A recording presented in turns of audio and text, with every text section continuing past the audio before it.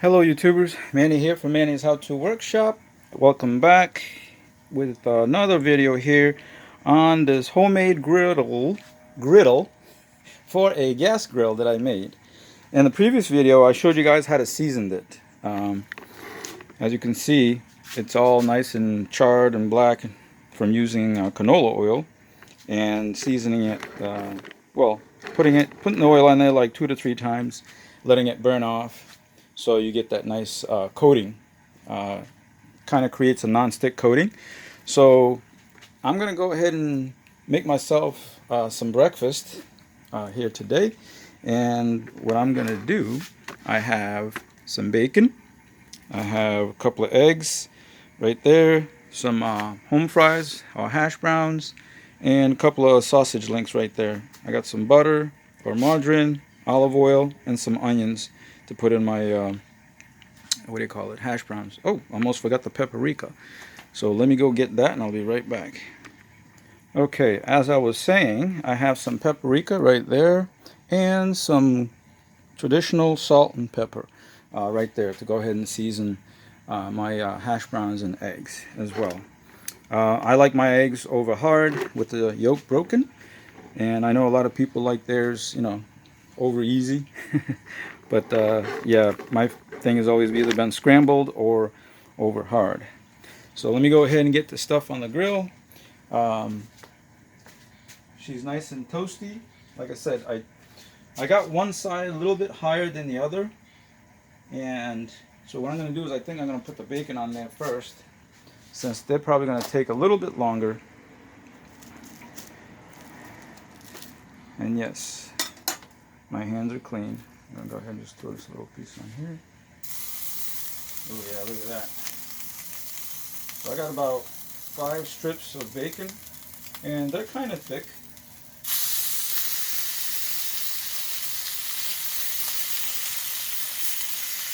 Like I said, you can always adjust the heat.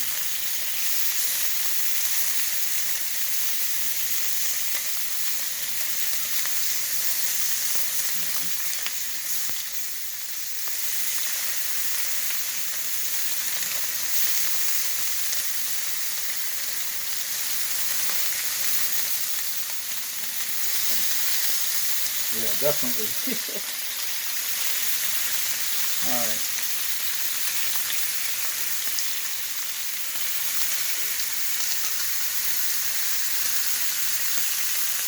And you can see that this is sizzling right away. That tells me that the heat is definitely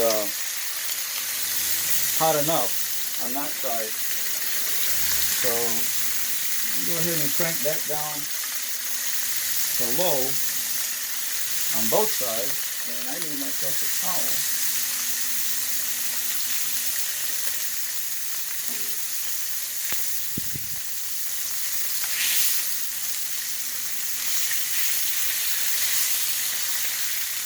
And like I said, you can always adjust. You know what I mean? Like you can move this.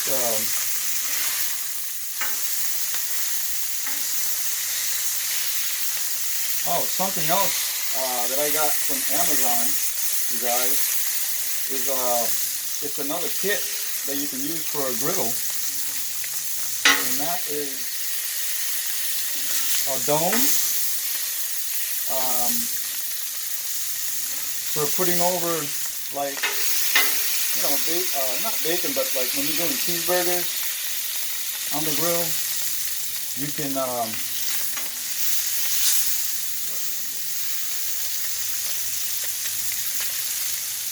and you use a dome to like melt your cheese. So anytime you want to melt something, you can do that.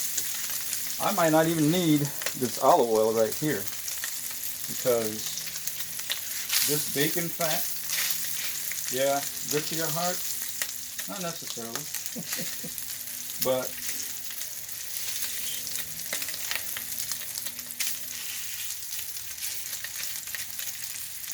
alright. So let me see if I can get some of that oil to this side right here. And I'm going to go ahead and just move that guy right there.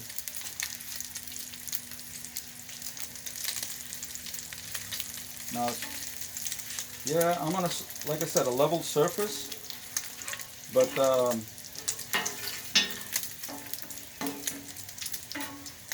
that oil should be draining this way. And of course, in the future, what I can do is in the back of the grill, I can lift it up just enough to create a pitch so that the oil does run down this way.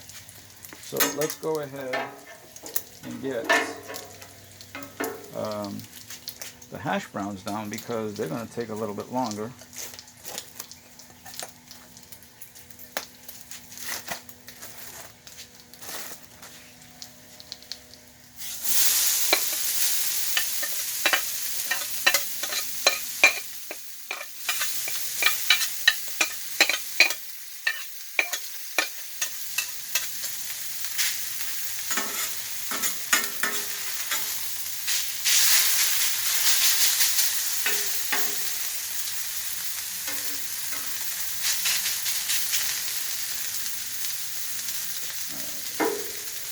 Put this over here. Go ahead and put these links down as well.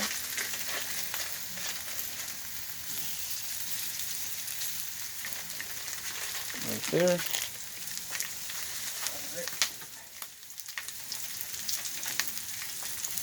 Let me see. Yeah. All right. So let's get these bacon up to the front over here. That way they can continue to crisp up.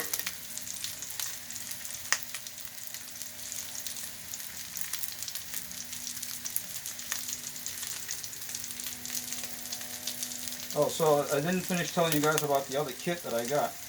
The other kit comes with a press. It's one of those rectangle presses that you can use for making smash burgers. And then, like I said, the dome. And then it also comes with this little egg, whatchamacallit? It's like a form for eggs to, so that you can crack an egg inside of the form and it'll make like a star or something like that. Okay, let me move these over here. So,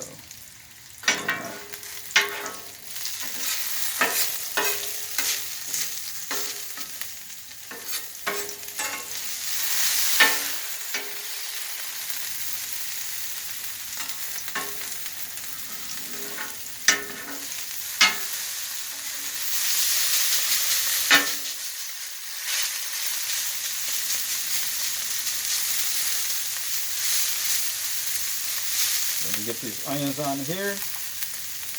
Yeah, so all I did with the onions, I just chopped them. Didn't,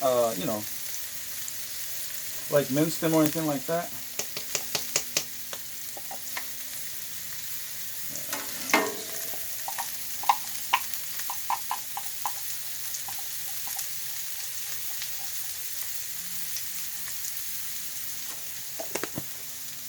Alright, so let's see, go ahead and do some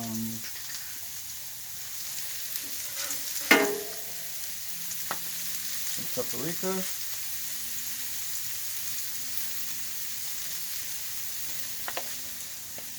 Okay, let's see, this one I think is salt. Some salt on there.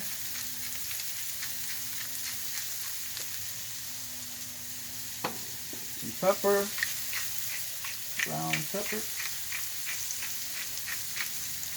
Okay, and then a little bit of that olive oil, like I was telling you guys. Give it a little extra help. And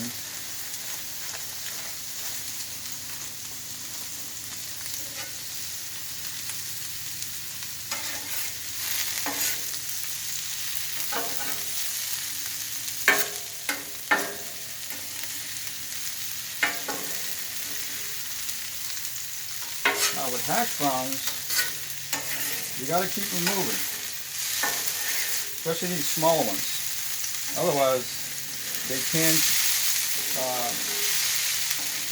tend to stick. Like I said, as long as you keep them moving, it's just enough to get them, you know. So you know what? I use my little scraper right here. There you go. Clean off the spatula. Put it right there. See, the bacon are looking good. The little links are doing good also.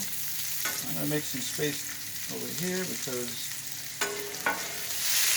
I'm going to go ahead and make a spot for the eggs. So to clean the grill, basically like I was telling you before, that's what the scraper's for. Come back with the scraper. Like that. How you can just scoop up a whole lot of food right there. But so I'm going to move these potatoes right towards over here. And just flatten them down a little bit.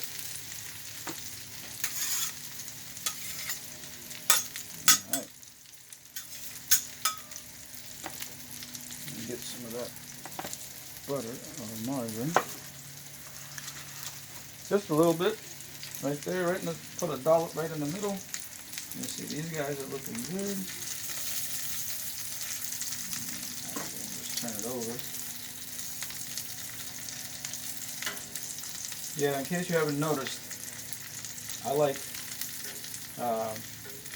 my food to be pretty much medium well as far as on the doneness, because I don't want to take any chances you know, eating raw food. Sometimes you don't know. It could be big problems with that. So let me just get some of this over here. See my flame? Oh, it's still on low. But alright. So I got that nice and oiled. Right there, butter's melting. Now of course you can always close the lid too. You know what I mean? To like help trap the heat that's in there. But let's go ahead and get these eggs going. And put this butter away. Put that back in there. Alright. So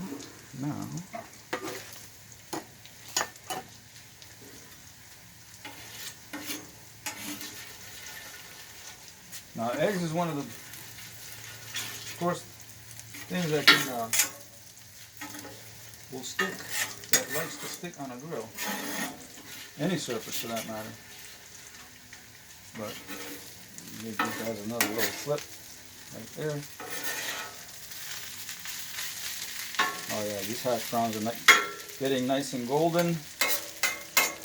So okay.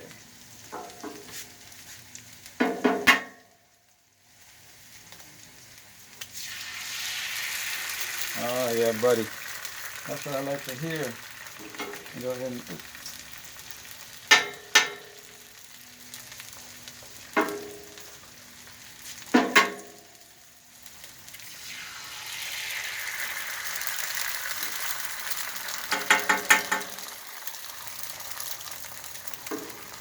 first time cooking on this griddle, so yeah.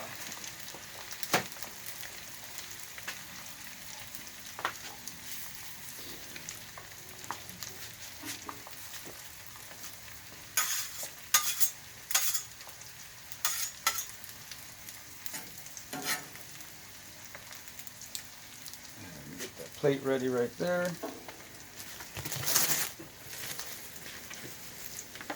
Alright.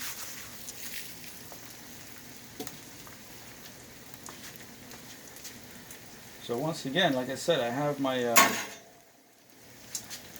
both sides are on low because the surface temperature was still in the 400s. Now if it's probably dropped to, let's see, Because obviously from where it is, 300, that's slow cooking basically. 350 right here on the left side. 340. Yep. So I'm basically cooking in the low 300s. And that's okay because, you know, you can burn stuff quick too, you know, if you're not careful. Oh yeah, look at that.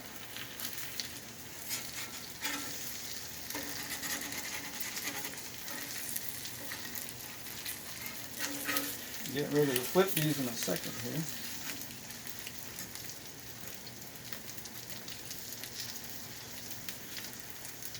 This one's good. Oh, there you go.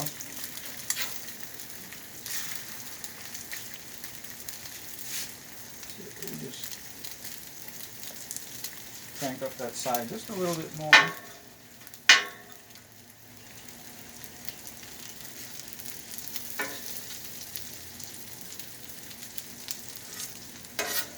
See these guys, how they're doing.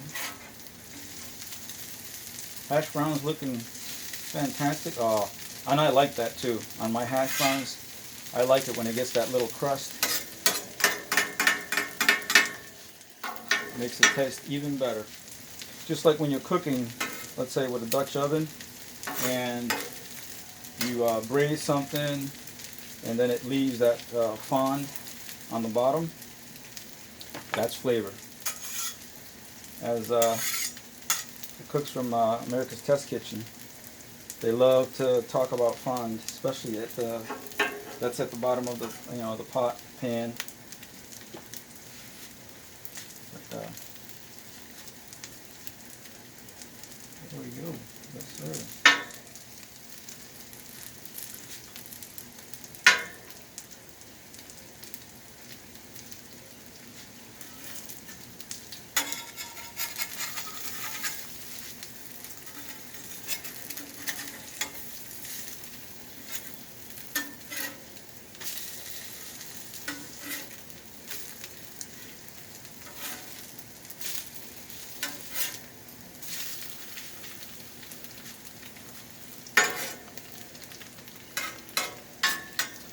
You know what? I need to get another container because I'm not going to eat all that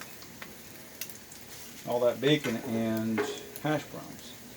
So, I'll get another plate. That'll be breakfast for tomorrow.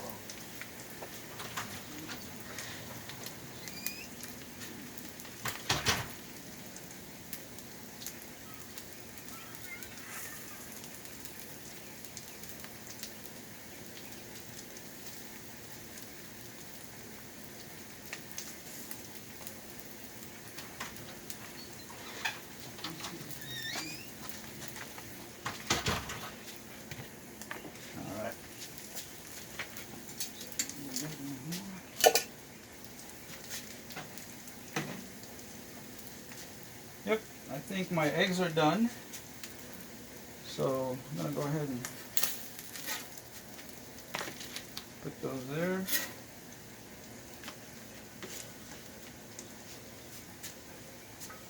I'm going to grab me a couple of strips of bacon, some links.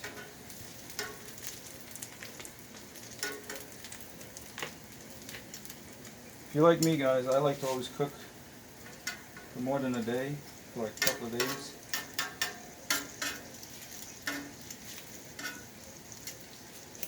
Alright, now for the hash brown. Might as well just go ahead and put the rest on this one. Okay.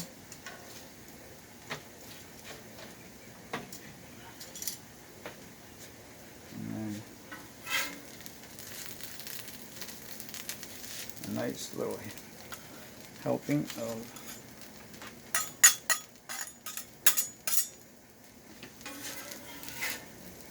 what I really love, guys, is corned beef hash. Ever since I found out about corned beef hash, that's like my favorite. When I go to restaurants or diners, especially for breakfast, especially up north. They have that.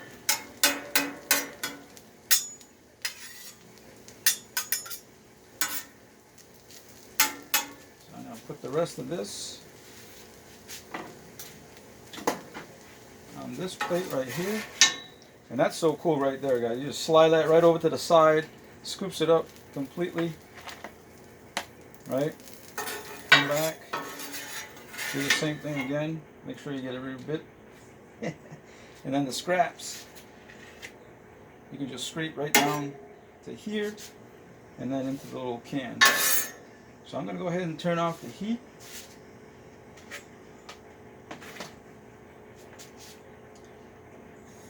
I'm going to take the little scraper.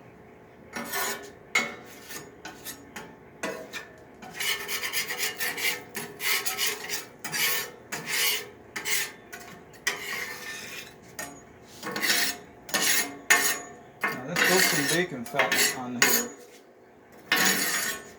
So I think what I'm going to do, I'm just going to leave it and let it cool off naturally. I'm not going to, back in the day when I used to work at McDonald's, after you use the grill for a little bit, you had to take a, what do you call it, a wet paper towel and wet the grill down. But then again, that grill surface was stainless steel, so it could take some beating. Plus, it was really thick. If I had to guess, it was probably about 1/2 inch, 3/4 inch thick. And what I'm doing, I'm just scraping some of the heavy scraps into the trough right here in the front. But like I said, I'm just gonna let this oil sit on here and let this cool off naturally. And then I can come back later with another, what do you call it? Either a damp, kitchen towel or a dry one, and go ahead and just wipe it off, because you want to store this with a coating of oil on it. That keeps it from inhibiting rust. Okay. If you guys saw my previous video, my previous 2 videos on this, where I showed you how to make this, like I was telling you, this surface right here is a 1/4 inch steel. It's like 1/4 inch diamond plate. Okay. But so this is going to take a while to cool off anyway, because it's, like I said, it's thick metal. It's going to hold heat, almost like cast does. And once in a while, I'll probably, once I've used it quite often, where that seasoning has actually, gotten in there real deep, then I'll probably start using just like soap and water to wipe it off. Maybe not, but anyway, guys. There it is. Making breakfast for the first time on my seasoned gas grill griddle. As always, thank you for watching. Please rate, comment, subscribe to my channel if you haven't done so, and hit the bell notification button to get notifications of new and uploaded videos. Thank you, and have a good day.